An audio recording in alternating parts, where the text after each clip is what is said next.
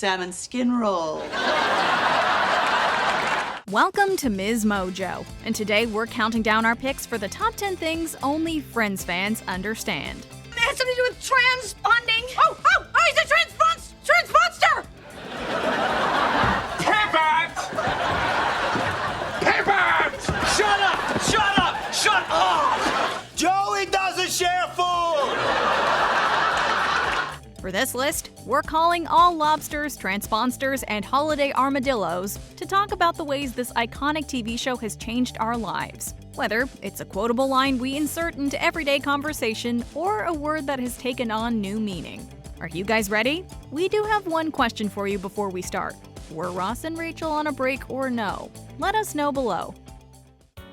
Number 10. How to play Bamboozled. A Wicked Wango card determines whether you go higher or lower. Higher or lower than what? This is embarrassing. Honestly, Bamboozled low-key sounds like a lot of fun, doesn't it? Yeah, isn't that a cool name? Yeah. All right. Who doesn't want to get the gimme card to take all your opponent's points? Or earn a bonus by answering a trivia question while hopping? Is there a hopping bonus? Of course. What about challenging yourself to hold your breath for a round? Whoever invented this game was pure genius, and it was absolutely hilarious to watch Joey, Chandler, and Ross get more and more into it. I'd like to go up the ladder of chance to the Golden Mud Hut, please. Wise choice. How many rungs? 6. That noise can only mean one thing. Hungry monkey! Although the game rules are still very much ambiguous, you don't want to mess it up by getting bamboozled. Congratulations, Ross, because Chandler, you've been bamboozled. No! This is the best game ever! And don't forget to yank the golden monkey's tail or you'll never get to Paradise Pond.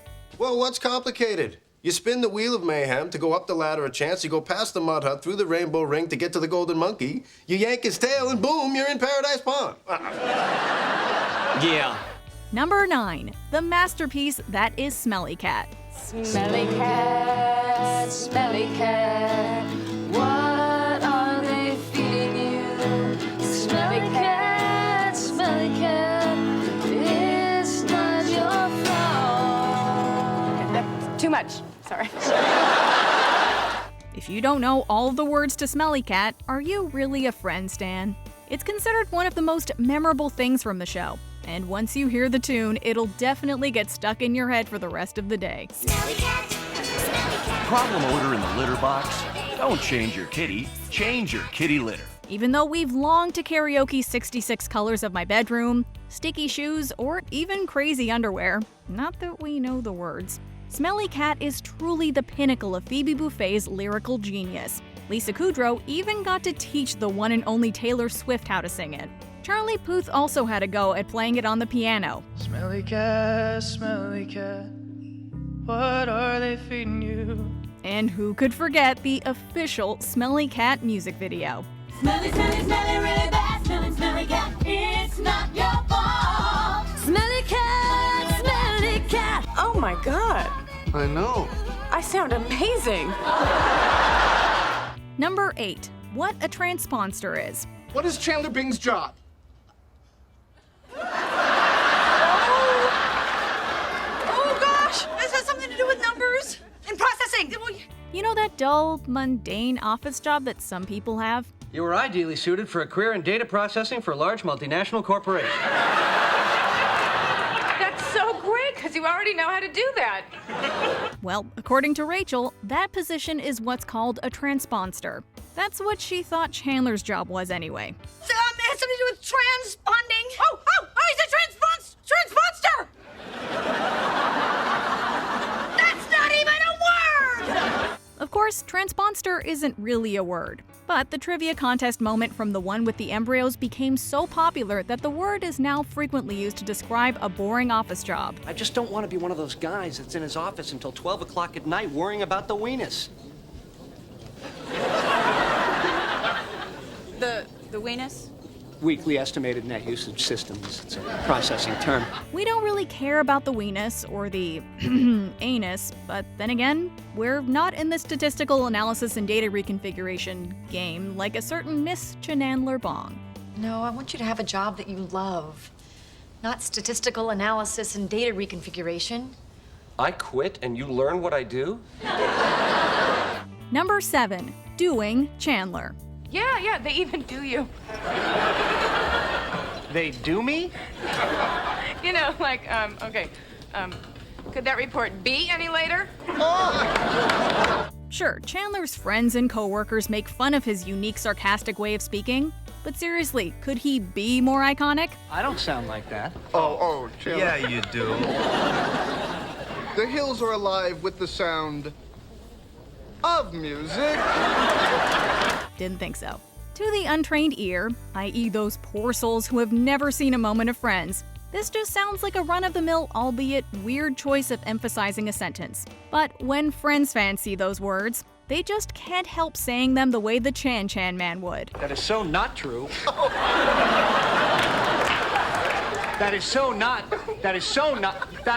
Oh, shut up! The funny thing about this saying is that it's mocked more than it's actually said. Could we be more white trash? Chandler only said it a couple of times, but Joey's impression in the one where no one's ready cemented it in everyone's memory. Look at me! I'm Chandler. Could I be wearing any more clothes? This is what Chandler's been known by ever since. And to be honest, it's not such a bad catchphrase at all. Could I be more sorry?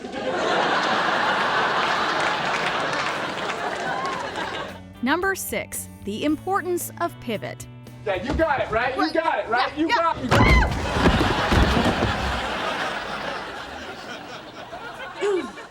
Any chance you think the couch looks good there?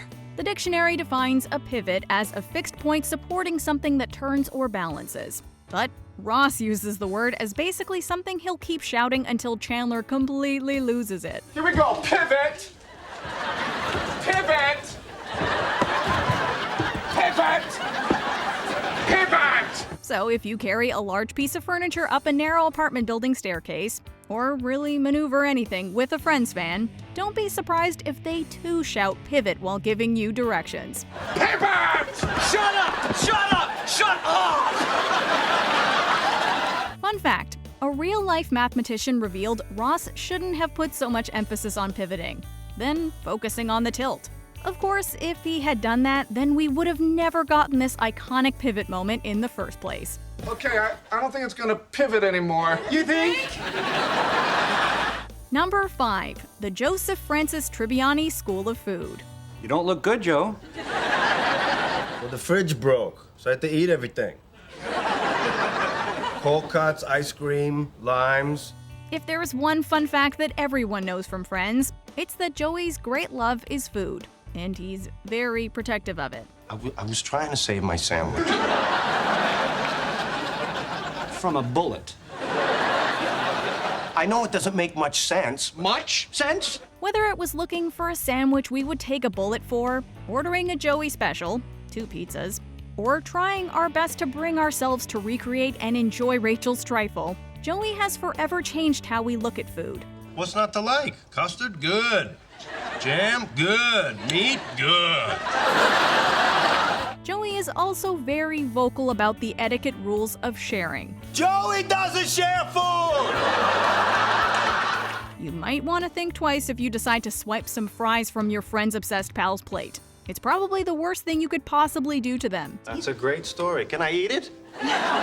But you can always depend on them to have a handy pocket fork should you need some floor cheesecake taken off your hands. Or floor. Number 4. When someone calls you their lobster. This is by far one of the most confusing Friends moments for the uninitiated. If someone calls you their lobster, believe it or not, it's a term of endearment. At least according to Phoebe. Hang in there. It's gonna happen. Well, okay, now how do you know that? Because she's your lobster.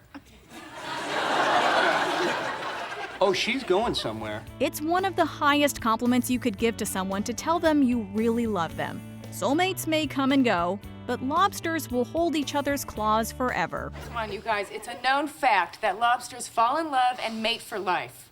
And you know what? You can actually see old lobster couples walking around their tank, holding claws. Like. So, to a Friends fan, being someone's lobster is one of the most romantic things ever. See? He He's her lobster. Just don't tell them that lobsters don't actually mate for life. Number 3, the mystery of Unagi. Look, I studied karate for a long time. And there's a concept you should really be familiar with. It's what the Japanese call unagi. Here's another word that has a completely different meaning if you're a Friends fan. Unagi is a Japanese word for a freshwater eel, and often associated with sushi. According to Ross, though, unagi is a state of total awareness. It's when you're ready for any danger coming your way. All I'm saying is, it's one thing being prepared for an attack against, like, each other. Whole nother story being prepared for an attack. I don't know, like, a surprise! Ross went as far as to scare Phoebe and Rachel to prove that they don't have unagi. Danger! Danger!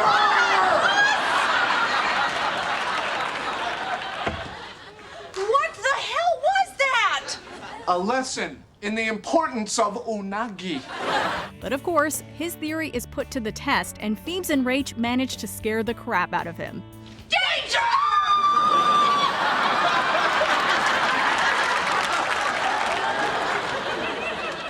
Ah, salmon skin roll.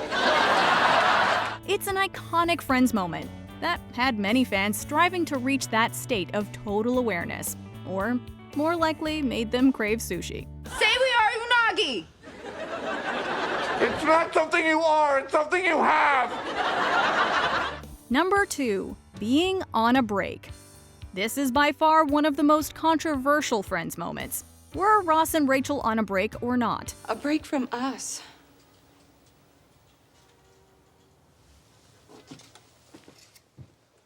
Seriously, you could get into some very heated arguments with a Friends fan if you stand with Ross. Bring up what taking a break means and prepare for a full-on TED Talk, likely complete with a PowerPoint presentation. There's your warning. I don't think I've ever been this angry. What about the time I said we were on a break? Though Ross and Rachel's breakup following this break, and Ross sleeping with someone else, is one of the show's saddest moments, the statement became a hysterical recurring gag for the rest of the sitcom's run. We were on a break! Ross even tried to teach the phrase to his son Ben in order to get more people on his side. I was your daddy's girlfriend. But you're not anymore. No, I'm not. Because you guys were on a break. Hey, we were not on a... Okay. Nice try, Rossatron. Before we unveil our top pick, here are a few honorable mentions. Another way to give the finger. Don't let anyone flap their elbows at you. Oh.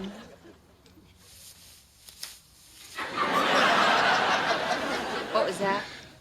Monica knows. It's this dumb thing that Ross made up to try to fool our parents. It's a way of giving the finger without actually having to give it.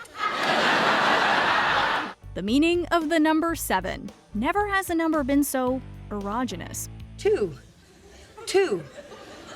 4, 7, 5, 7, 6, 7, 7, 7, 7, 7, 7, 7, 7, 7, 7.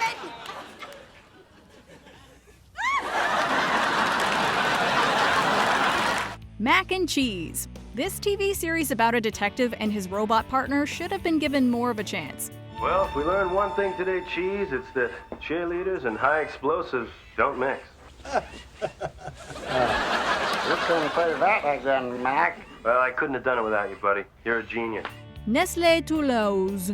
You too can enjoy Phoebe's top secret family recipe today. What was her name? Nestlé Toulouse. Nestle Toll House?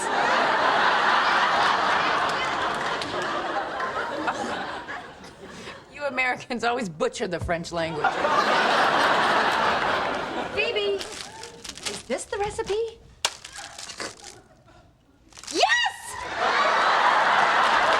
Dr. Drake Ramore, the only Days of Our Lives character we care about. Well, Jessica Lockhart too. Oh, okay. All right. I love you, Drake. Yeah, whatever. Drake, look out! Before we we continue, be sure to subscribe to our channel and ring the bell to get notified about our latest videos. You have the option to be notified for occasional videos or all of them. If you're on your phone, make sure you go into your settings and switch on notifications. Number 1. You never stop watching it. Okay, should we get some coffee? Sure. Where? Let's face it, Friends fans can rewatch all seasons more than once and still laugh at the scenes like it's their first time watching them. Hi, Ross. Hi, Ross. Take the Emily. Take thee, Rachel.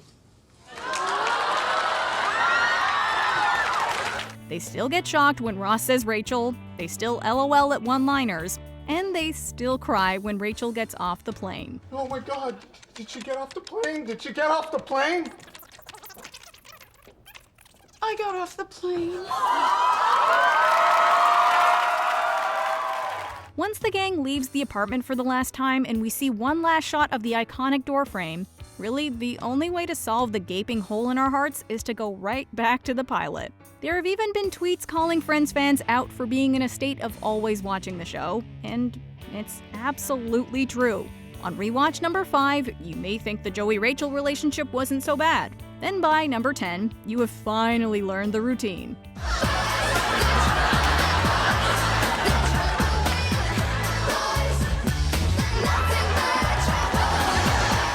But no matter how many times it's been, you know that Friends will always be there for you.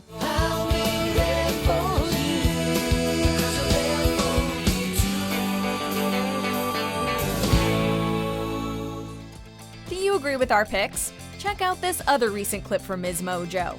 And be sure to subscribe and ring the bell to be notified about our latest videos.